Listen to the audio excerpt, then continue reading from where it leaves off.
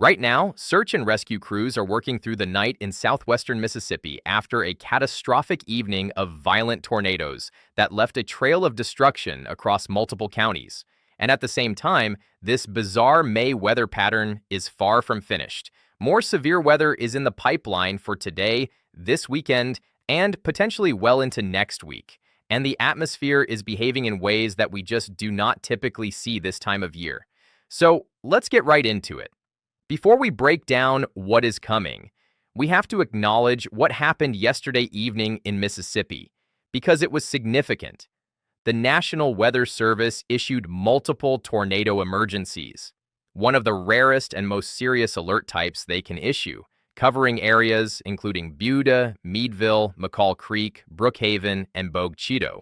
A confirmed large, violent tornado was first observed near Meadville, moving east at around 50 miles per hour, and later another emergency was issued for northeastern Lincoln County and Lawrence County after another confirmed large tornado was reported near Enterprise. These were not garden variety tornadoes.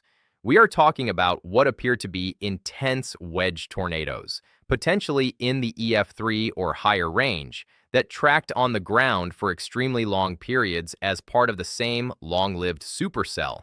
Significant damage has been confirmed across Lincoln, Lamar, Franklin, and Kemper counties.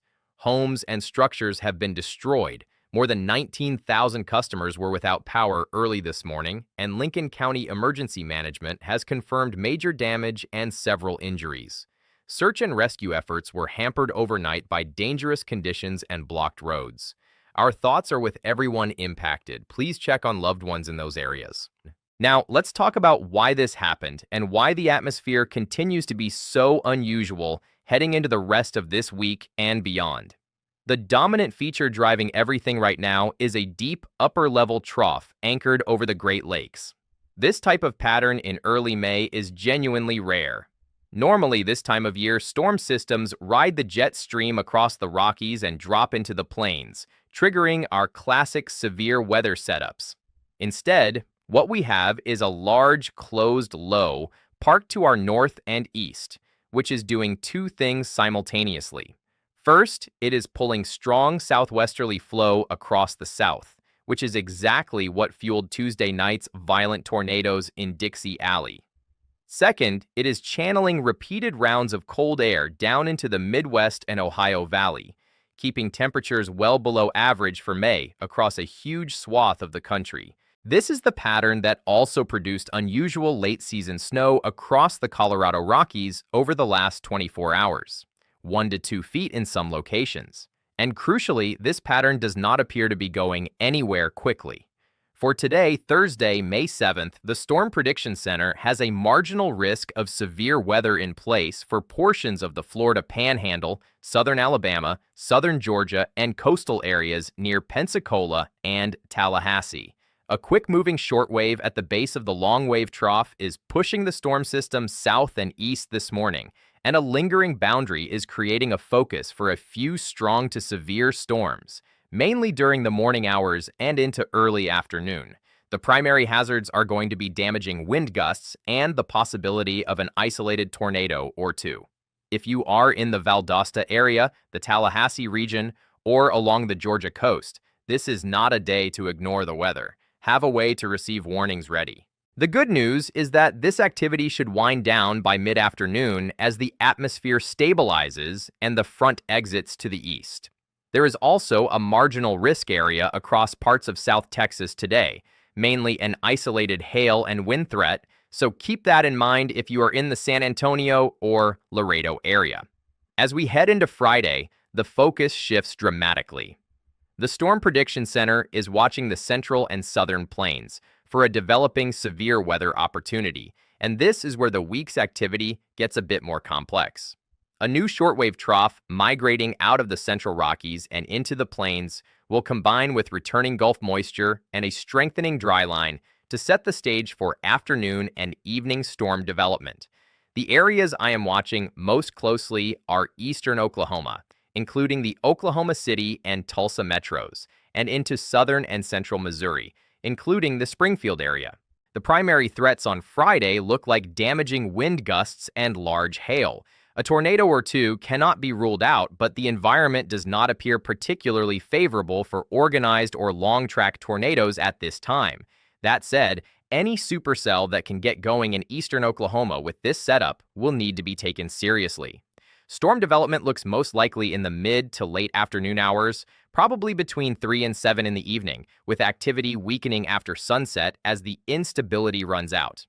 Saturday's picture is a bit more complicated.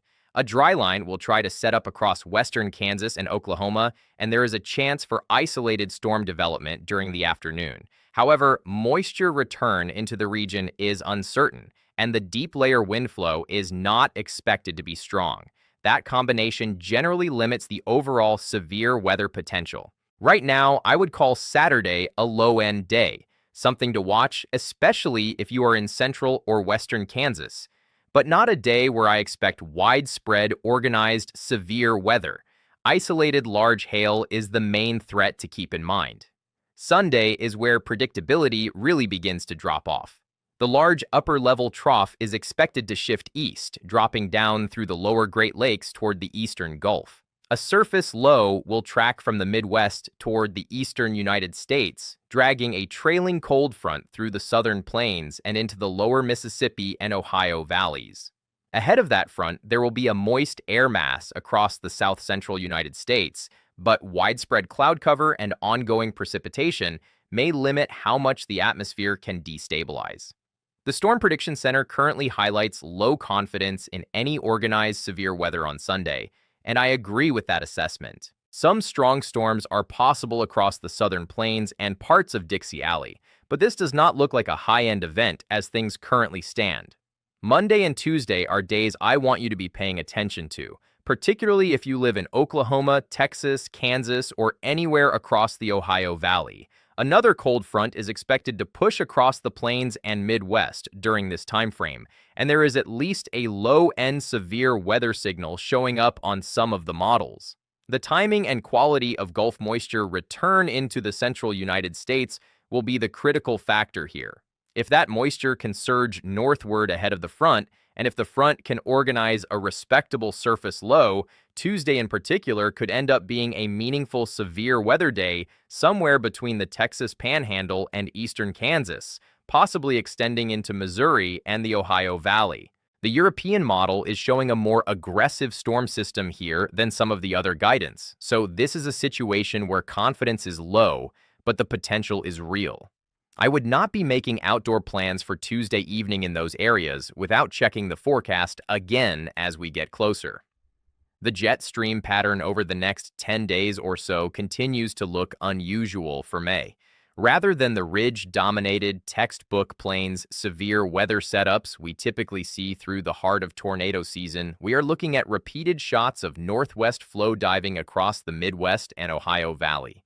This means the classic elevated severe weather days in the central Great Plains may actually be suppressed in the near term. The Storm Prediction Center's medium-range outlook suggests that a building ridge across the Great Plains around the middle of May, roughly the 12th through 17th, could limit organized severe weather during that window. What that means for tornado season is that our activity is going to be distributed differently than normal. More mesoscale driven, more focused on individual supercell events rather than large-scale outbreaks, and more geographically concentrated. One additional hazard worth mentioning is flash flooding potential. Repeated rounds of rainfall across the Ohio Valley and lower Mississippi Valley over the coming days will keep flood risk elevated in areas that have already absorbed significant precipitation. Never drive through flooded roads. It is not worth the risk. Here is the bottom line. The Mississippi tornado outbreak yesterday was a stark reminder of what this kind of jet stream pattern can produce even in early May.